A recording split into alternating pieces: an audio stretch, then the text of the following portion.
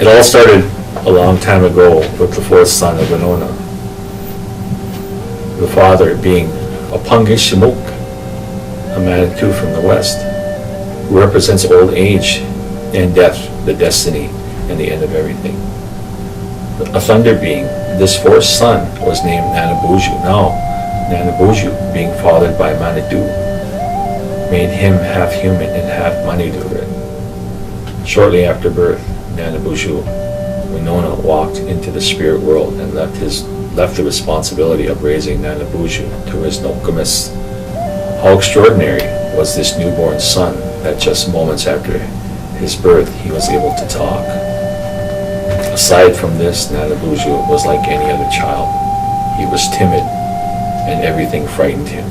Shadows, thunder, sudden movements, and of course spiders, snakes, and owls. At first, Nanabuju was unaware that he was without a father or mother. It wasn't until later, when other youngsters his age asked him about his parents, that Nanabuju awakened to his parentless state and yearned to know about his parents. Often Nanabuju asked of his Nokomis why he didn't have a mother and father like other children, and would she tell him about them? But just as often as he asked, his Nokomis would put him off and tell him that they're gone, which Nanabuju took to mean that they were dead. This didn't stop the need to know more about his parents and how they meet their end. Still, each time Nanabuju asked, his Nokomis postponed with him, not now, later, or wait till you're older.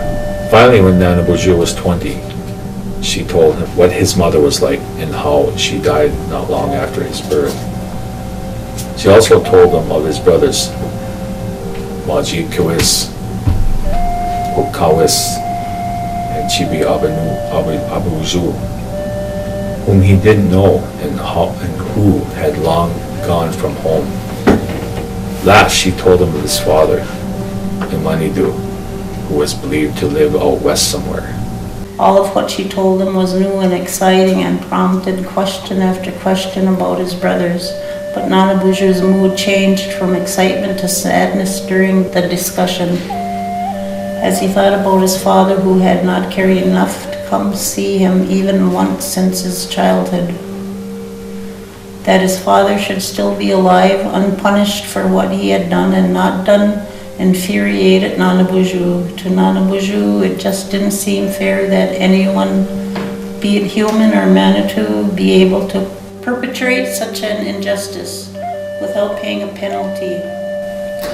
In Nanabuju's opinion, evildoers ought to be made to undo the harm and injuries that they had done to make amends.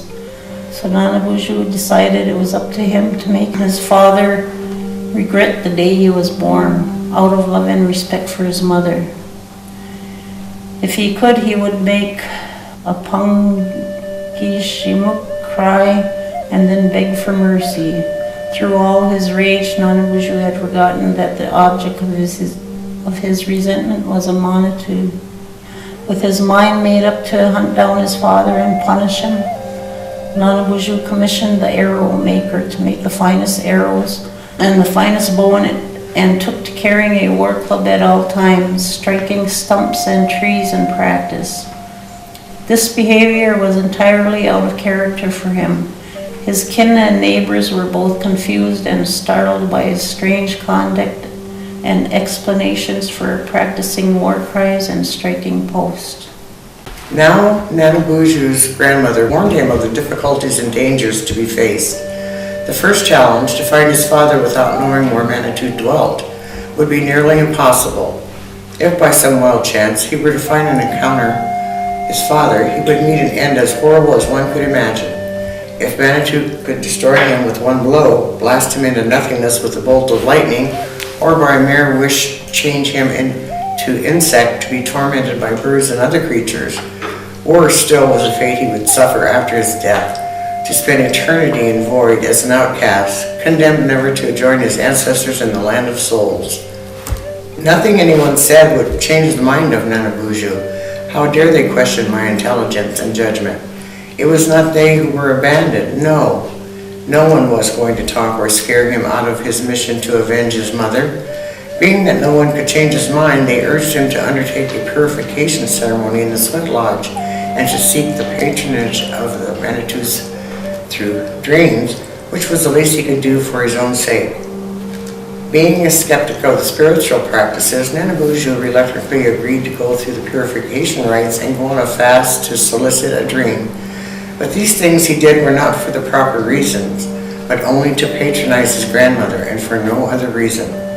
Nanabuju bade his farewell to his Nokomis. Soon, with his quick pace, Nanabuju was set out of sight and earshot of the village. But as he walked further, misgivings began to set in. At first, these misgivings were insignificant, not worthy of attention, but they amounted in size and in number, and with every step were transformed into real fear. As his fear increased, his pace began to slow until he came to a complete stop. For since the first time since he had made up his mind to hunt down his father and punish him, Nanabuju began to consider the consequences for his intended act. Nanabuju would not return home and announced that his decision to take up against the Manitous were rash and unwise. The people of the village would laugh behind his back and think that he was a blowhard. Nanabuju knew that people were expected to do what they publicly announced or be subject to shame. Before he did anything else, and the Manitous struck him dead, Nanabuju made offerings to appease them in hopes that they would withhold their wrathful vengeances. How he could save face, he had no idea. But if a person, regardless of their mental ability, dwells long enough on a predicament, he or she will come to a kind of solution, as Nanabuju did in this instance. The solution was simple. Provided the Manitous didn't destroy him first, he would have to be absent from the village for an extended period to make it appear that he was doing that which he had boasted. During his absence, he would visit distant lands, meet different peoples, and maybe even discover where butterflies and bluebirds went to escape the winters.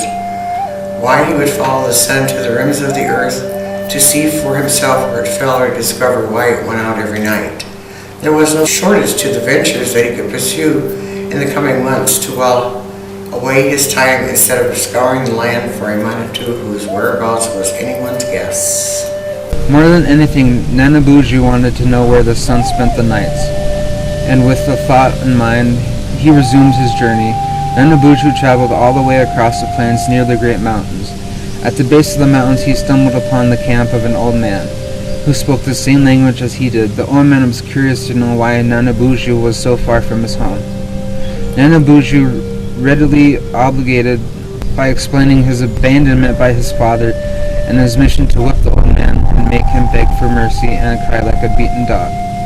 When Nanabuju had finished, the old man identifying himself as a Pungishinuk and proof of his identity told Nanabuju things that only someone close to a family would know. At the end of his explanation, the old man assured Nanabuju that he was ready to be whipped any time his son would set to try. He wanted to see how his son had turned out, and if he was as bold as his words were brave. Nanabuju coughed and sputtered before laughing nervously. He stammered as he looked at the words to say that his words were spoken in jest, and he laughed some more. As he tried to talk his way out of embarrassment, he finally stumbled upon a reason for not going through with his boast. He did not strike old people, and he would not lay a hand on the old man despite what the old man had done to him. Puganishmu commended Nanabuju for his principles, but if Nanabuju was unwillingly to raise his hand to strike the old man, he would stand up and trade blows with someone of his own generation. If so, then Puganishmu would gladly oblige him. At the moment of the old man was transferred into a youth, taller, bigger, and much more muscular than Nanabuju. Now the young man thundered, "Am I young enough?" For a few moments, Nanabuju was thunderstruck and too dumbfounded to speak. He looked at the giant warrior standing before him and felt like bolting. But his knees were too weak to even move. Nanabuju had backed himself into a corner from which there was no escape. He would have to fight his way out. Feebly, Nanabuju looked about and asked, secretly afraid, and in as even as a tone as he could manage, whether they would battle at a close or distant quarter, with what weapons they would fight, and whether they would fight to the bitter end. His opponent casually replied that he would let Nanabuju decided the manner, means, and terms of the battle. With so many weapons to choose from, it was difficult at first to decide which one would give him some kind of a chance against the giant.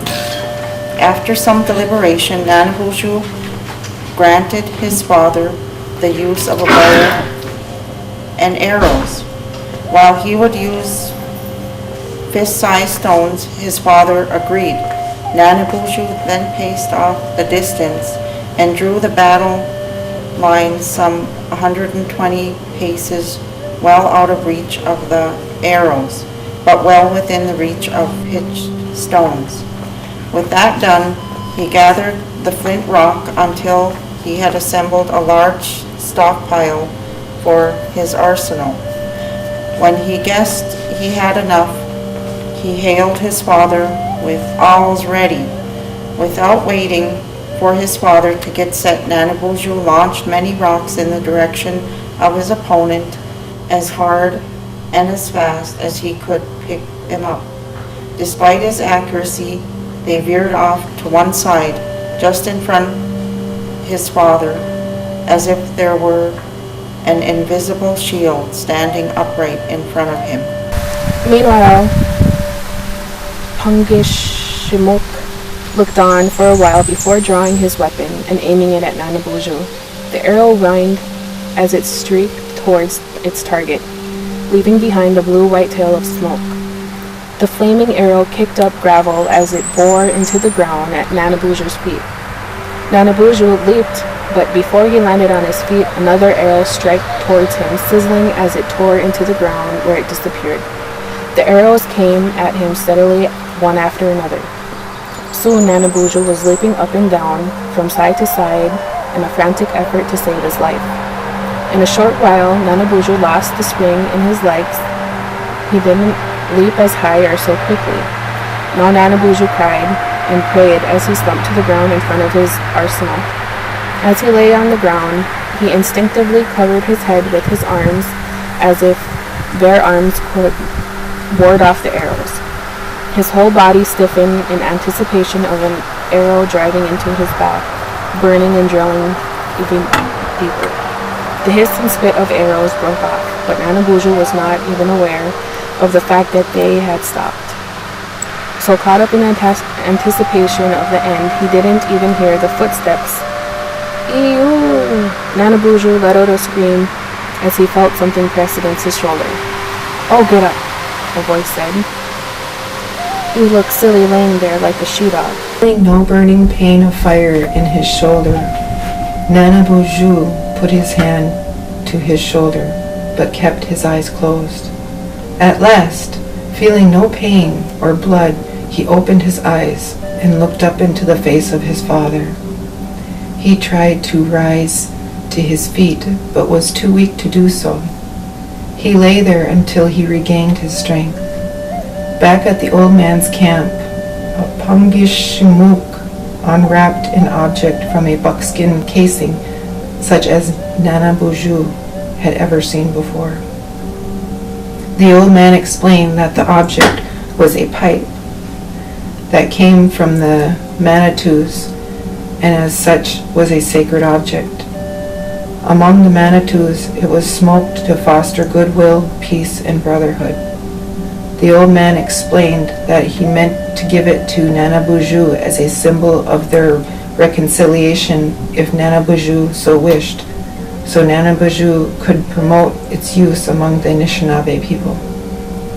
The pipe was to be smoked in ceremonies, before meetings, to compose passions carried as a sign of peace, and to seal pacts of peace after war. Then Pangishimuk invited his son to smoke the pipe as a gesture in token of their reconciliation. Nana Boozhoo accepted the offer and smoked the pipe. He also accepted the pipe as a parting gift from his father on his behalf as well as that of the people, promising to encourage its use. And that is how the Powagam came to the Anishinaabe people.